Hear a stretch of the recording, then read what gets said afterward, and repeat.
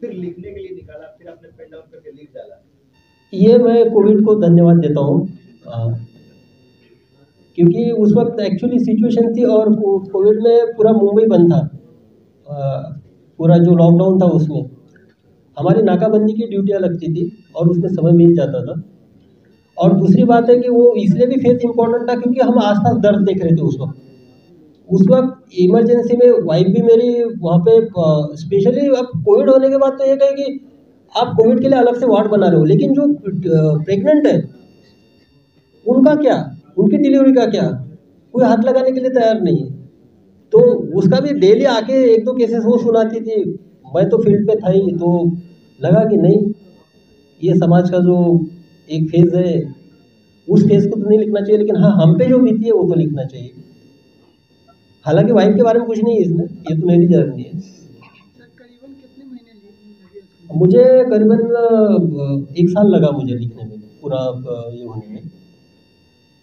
और काफ़ी रिविजिट करना उसी को लग रहा था कि छोड़ देते। लेकिन एक बात है कि बचपन में जो मुझे पिताजी एक विलन लगते थे। हाँ, एक इम्पॉर्टेंट बात है कि जो मैंने ब्लैक एंड व्हाइट की बात बताई, मैंने ग्रे एरिया रखा नहीं। मेरे से भी गलतियाँ हुई है, आप में से भी बहुत सारे लोगों ने वो गलतियाँ की होगी बचपन में, मैंने वो गलतियों को भी नहीं छुपाया है। आप पाएंगे कि सिंपली जो गलती हुई है उसको मैंने पेन डाउन किया उसी तरह। कितनी उम्र रही होगी जब आपने ये सोचा पिताजी के बारे में घर छोड़ने को? ये एक्चुअली जब आपको समझ आना शुरू हो जाती है। मैं तो भाई पहले स्टैंडर्ड में जाने के बाद, वैसे तो उससे पहले एक साइकोलॉजी बनी थी, लेकिन फर्स्ट स्टैंडर्ड में जाने के बाद जब मैं बच्चों के माँ पिताजी से आते थे, उनका केयर करते थे स्कूल में, जब उनका देखा आप कि किस तरह से वो सेंसिटिव है अपने बच्चों के पढ़ाई के बारे में, करियर के बारे में, उनके हॉबीज़ के बारे में, उनके फेस्टिवल्स के बारे में, उनकी खुशियों के बारे में। तो जब आउटवर्ड देखना शुरू किया तो मुझे और थोड़ा और वो एग्रेसिवनेस आते गए कि यार ये क्या है भाई, हम क्यों पैदा हो गए ऐसे कर, हमारे साथ ही क्यों ये अन्याय है, क्यों। हालांकि उस वक्त एक अंदरूनी झगड़ा चलता था, तब विश्वास रखना कि नहीं रखना, लेकिन माँ हमेशा बोलती थी, वो माँ 4 दिन तो फास्ट रखती थी और भगवान भगवान करती थी। तो मैं हमेशा बोलता था उसको कि तुझे क्या दिया भगवान ने, बताओ, तुम्हारे लाइफ में इस टाइप से एक राक्षस को भेज दिया। तो माँ बोलती थी नहीं, वो जो करता है सब ठीक करता है, उसी का प्लानिंग सब कुछ होता है। तो आज अगर मैं उस एक्सपेंस से नहीं जाता था तो मुझे थोड़ा लगता है कि मैं इतना सेंसिटिव नहीं होता था जो लोगों की इश्यूज है, और यूथ के प्रति मैं इतना थोड़ा सॉफ्ट होता हूँ। ठीक है, एक दो डंडा चल जाता है, लेकिन हमने किसी के करियर पे नहीं किया है। और एक बात है कि मैं जब भी जाता हूँ, अभी भी आया मैं मुंबई से आने के बाद, एक तो डिस्ट्रेस वारंट और वो महिलाओं का एक समस्या, और दूसरा सबसे बड़ा इशू था, हमने वो किया कि झूठे एफआईआर में कितने लड़कों का नाम डाला है। स्टूडेंट है, अच्छा पढ़ रहा है, उसका मेरिट है। आज मेरे पास 40 से 50 लोग डेली मिलने आते हैं, महिला आती है मोस्टली। उसमें से आप देखिएगा कि 10 से 15% ऐसे रहते हैं कि वो कंप्लेंट आती है कि मेरा बच्चा पटना में पढ़ता है और ये झगड़े में नाम डाल दिया, जमीन के झगड़े में, करियर चौपट हो गया, कोई गवर्नमेंट जॉब नहीं। तो उसका पर्सनली रिव्यू के तौर पे जो डायरेक्शंस होते हैं वो दिए जाते हैं, एविडेंस कलेक्ट के लिए बोला जाता है, और मुझे सेटिस्फैक्शन है कि वो अगर मेरे वो नहीं रहते थे तो मैं इतना सेंसिटिव नहीं हो पाता था इन इशू के प्रति। पटना की लड़कियों के बहुत दिल के करीब थे, वहीं से प्रेरणा मिली थी क्या कि माँ ने जिंदगी दी थी और आगे बढ़ाया था? नहीं भाई, ये तो पटना की लड़कियों का इंडिविजुअल मैटर है, हम तो कभी करीब रहे नहीं, वो उनका पर्सनल चॉइस है। हमारे से तो आप देखिएगा, आप इतने मैसेजेस आते हैं, लेकिन ये कोई बोल नहीं सकता है कि भाई कॉल बैक है, रिवर्स कोई मैसेज किया है, और पर्सनल चॉइस होती है, अपना अपना लाइफ होता है, उसमें भी मुझे कुछ कमेंट करना नहीं। लेकिन हाँ, उनका भी मैं थैंक यू करता हूँ, उन्होंने अप्रिशिएट किया। अब वो उसके बाद ये है कि उन्होंने एक बात है कि सेफ्टी भी तो देखी है। आप ये बोलते हैं कि लड़का, पटना की लड़कियाँ ये करती तो, लेकिन रात को 1 बजे भी कॉल करने के बाद हॉस्टल की कोई समस्या है तो मुझसे शेयर करती थी, अपने माता पिता से नहीं करती थी, क्योंकि लगता था कि उसको हॉस्टल से निकाला जाएगा। कोई लड़के से रिलेटेड इशू है तो मुझसे शेयर करती थी, ताकि उसमें एक ट्रस्ट था, एक फैक्टर था ट्रस्ट का बहुत बड़ा, कि नहीं ये मेरा भाई है। ये मुझे इस चीज़ से निकालेगा, ये मुझे बचाएगा, और वो आज तक बरकरार है। आप मेरे सोशल मीडिया के इसमें आप ये बिलीव नहीं करेंगे कि सिर्फ यहाँ से नहीं आता है, बिहार की लड़की अगर वहाँ कोटा में भी है, वैसे भी मुझे मैसेजेस आए हुए, बेंगलोर में भी वैसे भी मैसेज आए, उसमें मैंने जितना हेल्प हो सकता है मैंने की है। मेरे बैचमेट से, मेरे जूनियर से वहाँ बात करके, पुलिसिंग से रिलेटेड कोई भी इशू हो, कोई डिप्रेशन की इशू हो, तो वो तो चलता है, वो निरंतर सिलसिला है। और ये मुझे लगता है विश्वास कुछ रहता है तभी विश्वास बनता है। किताब में बिहार के दौरे का जिक्र है, जब आप बिहार आए आपने ड्यूटी की? नहीं, एक्चुअली ये वो हार्श पार्ट आना जरूरी था कि पर्सनैलिटी कैसी है, लेकिन हाँ मैं ये बोलूँ कि मुझे जो पहचान दी है, मेरी जो आइडेंटिटी है, मेरे पिताजी ने तो मेरा नाम रख दिया शिव के भक्त है, वो किताब में भी है, वो हार्डकोर भक्त है, शिवदीप नाम तो रख दिया, लेकिन शिवदीप आप लोगों को पता कहाँ से चला, वो मुझे इस भूमि ने नाम दिलाया, पहचान जो दिलाई मुझे बिहार ने दिलाई, मेरी कर्मभूमि बिहार है, इसलिए डेफिनेटली आगे जैसे समय मिलेगा तो मैं मेरे कर्मभूमि की एंट्री के बाद के जो मुझे शुरू के एक्सपीरियंसेस थे, वो दौर भी कुछ काफ़ी, उस वक्त जब 8-9 का दौर आप देखिएगा, उसका दौर कुछ अलग था, तो मैं प्रयास करूँगा कि उसको मैं पेन डाउन करूँ। किताब लिखने का इंस्पिरेशन कहाँ से आया? एक्चुअली मैं पहले बता दिया हूँ 3-4 एस्पेक्ट से। आपने सर बात कही कि आप स्क्रिप्ट आपकी लिखी जा चुकी है, 4 आपकी हैंड में भी है, हाँ। तो बनेगी, तो क्या आगे भविष्य में भी डायरेक्टर या राइटर से बात हो रही फिल्म बनने की? नहीं, एक्चुअली आजकल क्या है कि ये जो अब तो बहुत ज़्यादा हो गया, अब OTT का भी दौर आ गया, वेब सीरीज का दौर आ गया, तो क्या है कि और अब हिंटरलैंड की कहानियाँ आ रही है, आप देख रहे होंगे हिंटरलैंड की, जैसे कि मिर्ज़ापुर है, भोकाल है, जामताड़ा है, महारानी है, तो हिंटरलैंड कॉन्सेंट्रेट हो रहा है कमर्शियल एस्पेक्ट से, तो वो उनका काम कर रहे हैं, वो आ रहे हैं, लेकिन अब तक तो मैंने किसी को साइन नहीं किया, किसी को हाँ भी नहीं बोला। एक हाथी सवाल, पटना की याद आती है? अरे भाई हम तो बहुत खुश थे, इसलिए तो सबसे पहले देखे हमारे जानने पहचाने वाले कौन है, फोटो ये दिखे हमको 3-4 लोग, हाँ अच्छा लगा, और आपने भी मिस किया, हम पटना में थे, हमारा एक्शन, मुझे तो मजा आता था आपको भी। सर आपने अभी कहा कि बचपन में मुझे कभी कभी ऐसा लगता था कि वाई मी, हाँ ये मेरे ही साथ ये सारी चीजें क्यों हुई, तो अब चूंकि आपके कंधे पर एम्ब्लम लायन, आपके कंधे पर लायन है, तो ये जो आपकी बुक की स्टोरी है, तो शायद हम इसे कह सकते हैं कि वाई मी से इसलिए मैं, ये स्टोरी कह सकते हैं। हाँ, इसको ऐसा बोल सकते हैं, क्योंकि मैंने पहले ये बताया कि शायद वो जो हार्डशिप थी उसी ने मुझे सेंसिटिव ज़्यादा बनाया, सभी इश्यूज में ज़्यादा सेंसिटिव बनाया, इवन इनफैक्ट जब वो सिचुएशन देखने के बाद शादी से पहले तो मैं 60 to 70% मेरा तो डोनेट कर देता था सैलरी, अब बोलना नहीं चाहिए, मेरी जब शादी हो गई थी तो मेरे अकाउंट में 32,800 रुपये थे, और 2000 आप जस्ट इमेजिन कीजिए कि कोई अगर 8 साल में सुपर क्लास 1 के सर्विस में और उसके अकाउंट में 32,800 रुपया है, तो वो शायद वही एक फेज था कि मदद करनी चाहिए, मेरा जैसा कोई अगर है वहाँ पे जिसको एजुकेशन में हेल्प चाहिए, किसी की शादी में हेल्प चाहिए, किसी की परिस्थिति ऐसी कि उसको ऑपरेशन में हेल्प चाहिए, तो मुझे लगा कि करना चाहिए।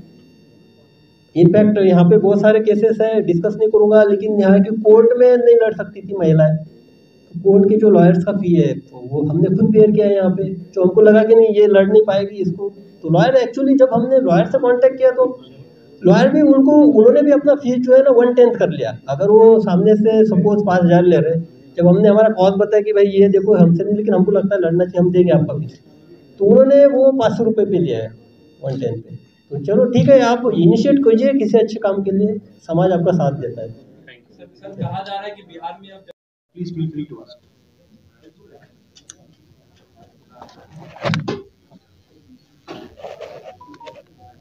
बहुत ज़्यादा माइक हो गए भाई, पटना में 12 साल बाद, पहले इतने माइक नहीं रहते थे, चलो अच्छा है, अवेयरनेस है और अलर्ट है मीडिया, अच्छा लगा।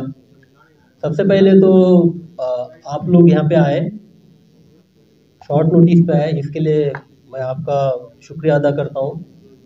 उसके साथ साथ हालांकि मैं हुबल नहीं था इस बुक के बारे में कि कुछ बोलना है या कमर्शियल टाइप से इसको पब्लिसाइज करना है, लेकिन ये मंजीत जो मेरे बाजू में बैठा है, इसी का एफर्ट था कि नहीं सर आपको आना पड़ेगा, क्योंकि लोगों को पता नहीं है, और इनफैक्ट जब कल FB पे पोस्ट डालने के बाद सहरसा से 4 मैसेजेस मंजित ने फॉरवर्ड किया है, उनको ही पता नहीं था कि बुक कहाँ पे है करके, हालांकि डिस्ट्रीब्यूशन सहरसा में भी है। तो मुझे लगा कि नहीं ठीक है, जाना चाहिए। और मनीष जी जिन्होंने खुद होके इसमें इनिशिएट करके बोला कि सर मैं इसको डिस्ट्रीब्यूट करूँगा और मेरा ये सौभाग्य होगा, उनका भी थैंक्स। और हमारे बाजू में मृणाल जी है तो सबका परिचित चेहरा ही है, तो उन्होंने इनिशिएट किया इस कार्य के लिए। सारा जो आप लोगों से कम्युनिकेशन उनका ज़्यादा था, तो वैसे हमारा कम्युनिकेशन तो उस टाइप से नहीं था, इसलिए उन्होंने इनिशिएट किया यहाँ पे, उनका भी थैंक्स। अब मैं किताब पे बात करूँगा। तो ये अभी मंजित ने बताया कि हाँ प्रोडक्शन हाउसेस थे, और मैं यहाँ बता दूँ कि करीबन 13 स्क्रिप्ट मेरे ऊपर लिखी जा चुकी है, और 4 स्क्रिप्ट मेरे मोबाइल में अभी भी है जो सिर्फ मेरे हाँ के लिए रुकी है कि हाँ आप इसको ओके कर दीजिएगा, उस पर मूवी बन जाएगा। तो अब मुंबई में मैं डेपुटेशन पे गया था फैमिली रीज़न की वजह से, वहाँ तो वो कल्चर ही है, कमर्शियल कल्चर है। मैंने वहाँ किसी का भी एक्सेप्टेंस स्वीकृत नहीं किया, वहाँ पे किसी को एक्सेप्टेंस नहीं किया उसमें, क्योंकि जब मैं वो स्क्रिप्ट मेरे पास भेजे जाते थे मैं उसको पढ़ता था, तो वो एक मुझे लगता था कि जो एक हीरोइक एस्पेक्ट है कॉप का, पुलिस का, जैसा दबंग सिंघम, उस टाइप से वो उसकी लिखावट थी, उस टाइप से उसको प्रोजेक्ट किया गया था कैरेक्टर को। और मेरा मानना है कि दुनिया भी उसी कैरेक्टर को देखना चाहती है कि जो इस्टेब्लिश्ड है। आप कोई पॉलिटिकल लीडर्स को लीजिए जो इस्टेब्लिश्ड है, आप कोई फिल्म स्टार्स को लीजिए, आप स्पोर्ट्समैन को लीजिए। मैं ये नहीं बता रहा हूँ कि मैं उतना बड़ा सेलिब्रिटी या सुपरस्टार या स्टार हूँ, लेकिन हाँ जो भी समाज में जिनको मान्यता है सिर्फ उनकी कहानियाँ आती है, उनके हीरोइक एस्पेक्ट्स आते हैं। लेकिन मेरा मानना है कि उनके पीछे आप सब भी जो भी खड़े, आपका भी इसमें कोई दो मत नहीं होना चाहिए कि आपके पीछे किसी ना किसी का योगदान होता है आपके परिवार में, और वो क्रूशियल टाइम में होता है। और हालांकि उस पर्सनैलिटी जो समाज में पर्सनैलिटी इस्टेब्लिश हो चुकी है उसको वो रिस्पेक्ट मिलता है, उसको सारी चीज़ें मिलती है, लेकिन उसके पीछे जो है, जो लोग मेहनत करते हैं, जो एक दिशा निर्देशन करते हैं, जो एक विपरीत परिस्थितियों को सहन करते हैं, जो एक इंस्पिरेशनल फैक्टर्स होते हैं, उनकी कहानियाँ नहीं आती है। तो मैंने तब एक डिसाइड कर लिया कि नहीं, जब कभी किसी स्क्रिप्ट को हाँ करूँगा या कुछ मूवी बनेगा, कुछ भी होगा, लेकिन उससे पहले मेरी जो रियलिटी है, मेरी जो कहानी है वो आनी चाहिए सोसाइटी के सामने, समाज के सामने। और वो जो कहानी है वो बोला जाता है कि एक ग्रे एरिया रहता है लाइफ में, हर एक के लाइफ में ग्रे एरिया होता है, ब्लैक एंड व्हाइट में किसी की लाइफ नहीं होती है, तो ग्रे को उसको प्रोजेक्ट किया जाता है। तो मुझे ऐसा लगा कि नहीं, ग्रे नाम की कंसेप्ट को नहीं रखना चाहिए, जो भी कुछ है ब्लैक एंड व्हाइट में आना चाहिए, ट्रू टू दी फैक्ट्स आना चाहिए, सब रियलिटी के साथ आना चाहिए। पहला तो ये था। दूसरा, अभी बताया वो कॉमन एक क्वेश्चन था कि आप ऐसे क्यों है करके, हमेशा का सबका यही था कि आप सबसे डिफरेंट क्यों है, आपका एटीट्यूड ऐसा क्यों है, आप इतने इंट्रोवर्ट क्यों है, जैसा महिलाओं का एस्पेक्ट है आप महिलाओं के प्रति इतना संवेदनशील क्यों हो।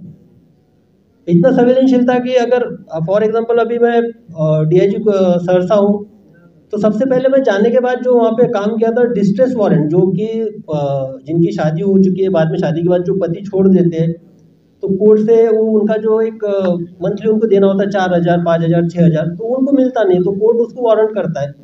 तो सबसे प्रायोरिटी पे मैंने वही लिया कि नहीं, इनको उनका जो मुआवजा है पति के थ्रू मिलना ही चाहिए, एग्जाम्पल के तौर पे। तो महिलाओं के प्रति आप इतना संवेदनशील क्यों है। और यंगस्टर्स की बात की है, यहाँ पे वही मिंटो कॉलेज, मिंटो हॉस्टल, वही सारा चीज़ यहीं पे है, अभी वही यूनिवर्सिटी के कॉलेजेस है। मैं भी सिटी SP के तौर पे था। आप लोग उस वक्त मोस्ट ऑफ द लोग थे फील्ड पे, सबने देखा है पुलिसिंग का तरीका भी देखा है। लेकिन उस वक्त एक मेरा एक डिफरेंट एस्पेक्ट था पुलिसिंग का, जो सारे स्टूडेंट को अपील कर गया। बाद में जब भी कोई धरना होता था, अगर मैं जाऊं तो आपने देखा कि 5 मिनट में बातचीत होकर छूट जाता था। तो उसमें एक था कि मैं ह्यूमैनिटेरियन ग्राउंड पे उनको टैकल करता था। थोड़ा हार्श था, लेकिन उनका करियर का भी ख्याल करता था। तो ये एस्पेक्ट क्यों है? तो ये जो डिफरेंट एस्पेक्ट है मेरे पुलिसिंग के डिफरेंट, उसका जवाब बहुत सारे लोगों को चाहिए था। और तीसरी इम्पोर्टेंट बात थी कि मैसेजेस जो भी आते थे तो एक कमाल है। शुरू में तो यानी 2012, 13, 14 तक तो ठीक था, लेकिन जब अब उसके 14-15 के बाद एक जनरेशन को मैं देख रहा हूँ, तो वो जो मैसेजेस आते थे उनके मैसेजेस में एक डिप्रेशन का साइन ज़्यादा था, इंस्पिरेशन की कमियाँ थोड़ी कम दिख रही थी। तो जो भी सवाल थे तो वो डिप्रेशन में गए हुए जो यंगस्टर्स के सवाल थे उस टाइप से सवाल होते थे। हालांकि मेरे तौर पे मैं निदान करने की कोशिश करता था, जवाब देने की कोशिश करता था, काउंसलिंग करने की कोशिश करता था। तो मुझे एक लगा कि नहीं, यंगस्टर जो है ये जो एक डिप्रेशन के मूड में अगर कोई जा रहा है तो उसको मेरे से बड़ा एग्जाम्पल कोई हो नहीं सकता कि जो उनको मेन स्ट्रीम में खींच के लाए। इसलिए फिर सारी चीज़ें एक्यूमुलेट होकर सोचा कि नहीं लिखा जाए। और लिखने का एक इंस्टिगेटिंग फैक्टर ये भी रहा कि मुंबई में जब पोस्टेड था तो कोविड का दौर उस वक्त आया। मेरी वाइफ जस्टलोक हॉस्पिटल में गायनिक का काम करती थी, मैं एज अ कॉप करके पुलिस करके काम कर रहा था। तो उस वक्त जो लोगों में एक डर देखा, परिवारों को टूटते हुए देखा, पूरे परिवारों को तुरंत निराश होते हुए देखा, और एक आपदा आने के बाद जो एक परिस्थितियों से भिड़ने का जुनून चाहिए आदमी में हमेशा रहा है। नहीं तो वही प्री मैच्योर स्टेज से जब से आदमी बना है, आज इतना कल्चरली डेवलप हुआ है, वो कहाँ मिसिंग है। तो वो जो एक कोविड का दौर है, उस वक्त लगा कि नहीं अभी राइट टाइम है, पेन डाउन करना चाहिए। कोविड में वैसे भी मूवमेंट सब बंद थे, लॉ एंड ऑर्डर का थोड़ा इशू था, उसमें जाना पड़ता था, समय मिला मुझे और मैंने पेन डाउन शुरू कर दिया और मैंने लिखा। अब मैं ये बताता हूँ कि मेरी जो लाइफ है, आज मैं जब पीछे देख के ये बुक जब लिख रहा था तो पहले तो पहला चैप्टर लिखने से मुझे करीबन 1 महीना लग गया, लिख नहीं पा रहा था। लिखते वक्त एक तो कलम हाथ थरथरा रहे थे, कलम रुक रही थी, आंसू आते थे कि इसको लिखना चाहिए कि नहीं लिखना चाहिए। फिर मैंने माँ से बात किया मेरे कि ऐसी ऐसी बात है, मैं लिखना चाहता हूँ। तो माँ का भी ऑब्जेक्शन था, माँ बोल रही थी कि नहीं इसको छोड़ दो, जो हो गया बीत गया, ऊपर वाला सब करता है, सब ठीक ही करता है। तो फिर और 1 महीने के लिए वो बीच में ब्रेकडाउन हो गया, नहीं लिखा गया। बाद में और सोचा, कोविड का दौर देख रहा था, मैंने बोला नहीं लिखना चाहिए, और मैंने कोशिश की और शुरुआत की। शुरू में 2-3 महीना मुझे तकलीफ हुई लिखने में चैप्टर्स, क्योंकि जो अनुभव थे वो काफ़ी सेंसिटिव थे, काफ़ी दर्द भरे थे, लेकिन मैं लिखते गया। बाद में फ्लो आने के बाद तो पूरा कंप्लीट हो गया। तो मेरा जो जर्नी है वो जर्नी इंजीनियरिंग तक था, इसमें आया है। हीरोइक इसमें कुछ नहीं है, लेकिन हाँ आपके लाइफ में आपके माँ का क्या रोल होता है, पिता का क्या रोल होता है, आपके भाई बहन का क्या रोल होता है। मैं ये दावे के साथ बोल सकता हूँ कि अगर आप एक किताब पढ़ेंगे तो हर तीसरे या चौथे परिवार की यही कहानी होगी। वो इसलिए क्योंकि जिस तरह से मेरा बचपन गुजरा है उसमें मुझे एक दिन ऐसा नहीं लग रहा था कि उस दिन मुझे लग रहा था कि पिताजी का मर्डर कर दिया जाए, पिताजी को मार दिया जाए, या तो घर छोड़ के भाग दिया जाए। ये 2 ही ऑप्शन मैं सोचता था। अब उस टाइप की सिचुएशन में आप है कि जिसमें आपको लगता है कि आपके पिता की आप हत्या करने पे एकदम मानसिकता पे है, और या तो घर छोड़ के भागने की मानसिकता से। अब उस मानसिकता से मैं गुजरा, एक माँ ने सपोर्ट किया, और आज आप लोग सब देख रहे हैं, आपको सारी चीज़ें हीरोइक चीज़ें दिखती है। जब मैं पीछे जाके देखता हूँ तो वो एक मोमेंट होता है। उस मोमेंट में अगर मैं ऐसा कोई डिसीजन लेता था, घर से भाग जाता था या कुछ मेरे से अनबन हो जाता था, तो आज मैं लोगों की सेवा नहीं कर पाता था। इसलिए जो भी सिचुएशन है, सिचुएशन में आपको डेफिनेटली इंस्पायर करेगी ये बुक। ये बात तो पक्की है कि सिचुएशन से लड़ने का तो सिखाएगी। और शायद माँ को जो उसका सेक्रीफाइस है वो कुछ दे तो नहीं पाऊंगा, लेकिन हाँ ये मुझे लगा कि एक बार लिख के उसके अनुभवों को मैं आपके सामने बयां करूं। और जो टाइटल के बारे में भी थोड़ा कश्मकश था कि टाइटल क्या रखा जाए। अब ऐसे ही सोचते सोचते पहले तो माँ का नाम डिसाइड किया था रखने का, लेकिन बाद में बोला नहीं, ये जो जर्नी है वो माँ की जर्नी नहीं है, ये जर्नी है एक एम्ब्लेम की। Emblem means lion. Lion means मैं अपने आप को खुद को लॉयन नहीं बोल रहा हूँ, लेकिन मेरे जो शोल्डर पे लॉयन आया है उसके पीछे अगर कोई है खड़ी, वो मेरी माँ है, वो वुमन है। और मैंने वहाँ स्पेशली माँ का नाम नहीं लिखा, तो माँ का यहाँ पे वुमन डाला। वुमन मीन्स हर महिला की वो कहानी हो सकती है जो अपने बेटे को अपने कंधे पे अशोक स्तंभ तक पहुंचा सकती है। तो समाज के लिए मुझे लगता है कि ऐसे दौर में मुझे पढ़ना चाहिए। और आपके कुछ अगर सवाल है तो आप बताइए। Any question?